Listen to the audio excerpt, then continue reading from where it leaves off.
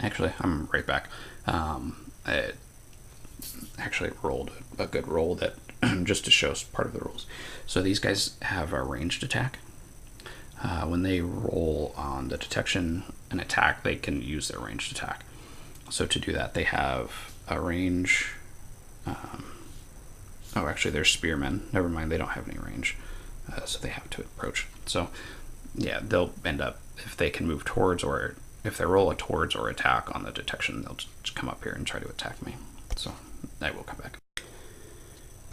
So Ralph is surrounded now, except for this guy. His horse apparently got spooked and he went away down here. So I'm kind of left with they did 2 points of damage. 2 guys missed, and 2 guys hit for 1 each. So when you're in a zone of control, you can't move. So I could either sit here and try to summon the Flux, or I can attack, really. So we have the shotgun, which we'll use. And I think I still have to roll, yeah.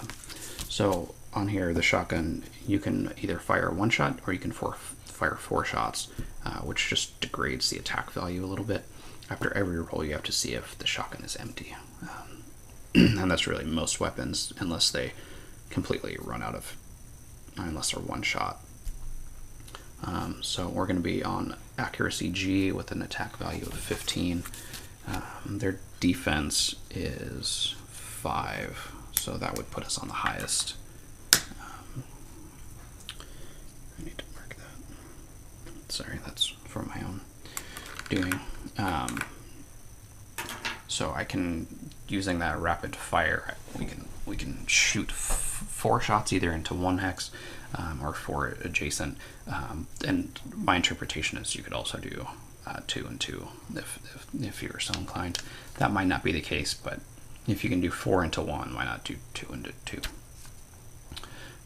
But we'll do 1 into 4. If we can hit these guys, actually, we'll hit all of them. The shotgun, with a range of 1, has you just have to roll over a 1 with 2 dice, which is impossible not to do. So we'll just roll on this, and actually, no matter what happens, they will be killed. Disable and wound and kill all seem to be pretty much the same for these guys. Let's verify that.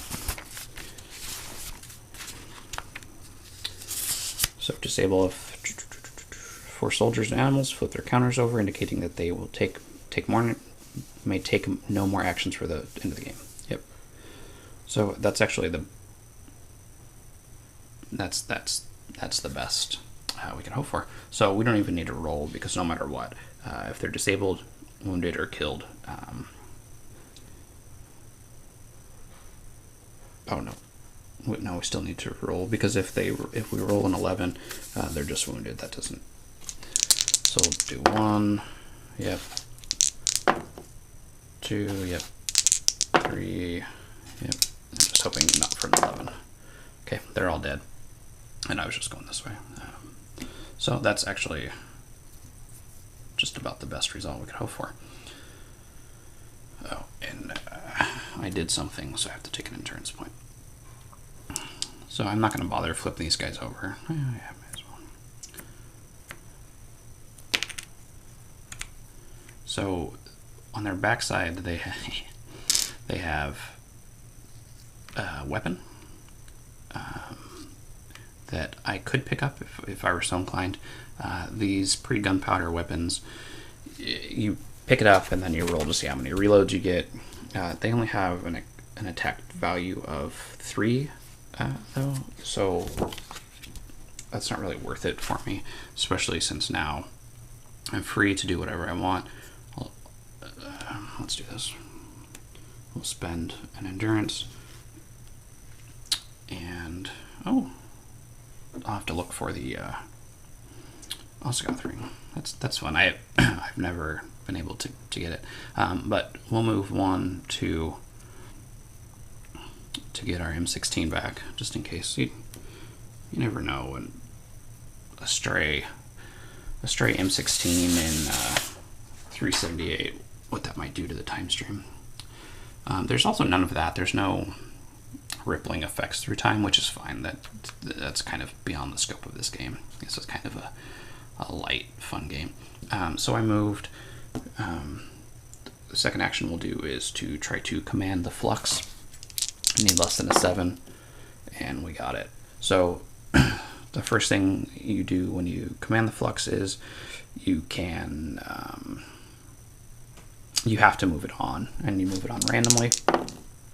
1 and 4, 0, 8, 12, and again, this doesn't terribly matter, since if and I'm sure we'll see it later,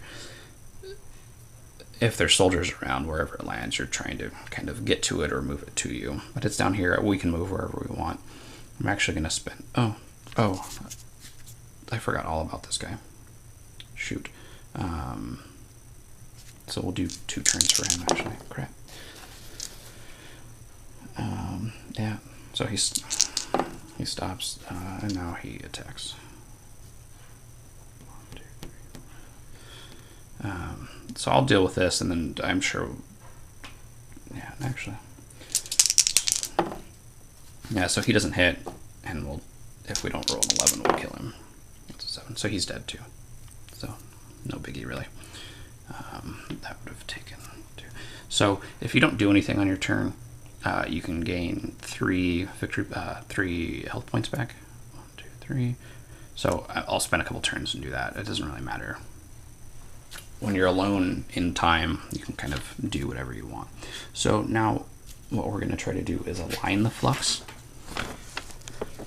And the reason we do that, so once you command the Flux, and we'll have to check that we can command it again. And again, you need the radio to do that. So you command the Flux, which we did, and the first thing we did was conjure it. So that's bringing it onto the board, and it came on randomly. Next, you can move it if you need to. So if I were over here, I would want to try to move this up so that I could get to it a little bit easier. If it moves or comes on next to things in time, they actually get sucked up into the time vortex and will come onto the board later, which I ended up bringing some, I don't know how to say that word, the dinosaurs. Ankylosaurus. I brought some to Napoleonic times with me, which is kind of funny. And again, I wish that kind of played into some of the detection and negotiation. It seems like Napoleonic soldiers would be kind of freaked out and would they would either be in awe or try to flee if that happened, but it doesn't play into that too much. Like I said, it's kind of beyond the scope of this game, and it might be something that, I do kind of include some of that, or they're stunned for an additional turn or something. So we talked about moving. The next is aligning. So when you align it, what you're trying to do is aim it at the time vortex so that you have some control over what you're doing. And we don't necessarily need to do that because, from what I understand, is you point it along one of these hex sides, and trying to aim for the middle. We can't do that where we are now, so I don't know that there's any point in aligning it. If I'm wrong, please let me know. But that's my interpretation of the rules. So it says, so when the Flux is eventually jumped, if it's aligned, the tripper through time marker will automatically move down this hex row instead of in a random direction. See, so that's my interpretation. You still, at this point, you don't have control over what it's doing. So let's trip randomly. So we'll spend an endurance to move 4. 1, 2, 3, 4, and we'll spend the additional one to move So once you're on the Flux, or the Flux is on you, it stays with you. So even if we were to move some more, it would stay with us. So now what we'll try to do is command it. We need less than a 7. And we didn't get it. So we'll spend a and try to command it again. Now we need less than a 9 since it's the only thing we're doing. Still didn't get it. So I'm going to spend a turn resting just to get those up again. Pretty gamey, but I die a lot, so I want the health. Less than a 9. That is a 9.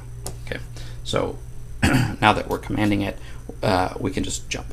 So it's not aligned, and so we just jump randomly. So from here, we'll roll the dice. We'll move in direction 5 for 2. 5 is this way, so again, in the direction you're moving, you go right there, and we end up in the year 910. What did I say? It was 13, which is Augsburg. We're going to be facing some mounted bowmen, the Agyars. So we can do this. So it's 1 dice plus 3, so there's going to be 8 of these mounted bowmen, which is going to be pretty tough to deal with. So I'll get this set up and we'll come back.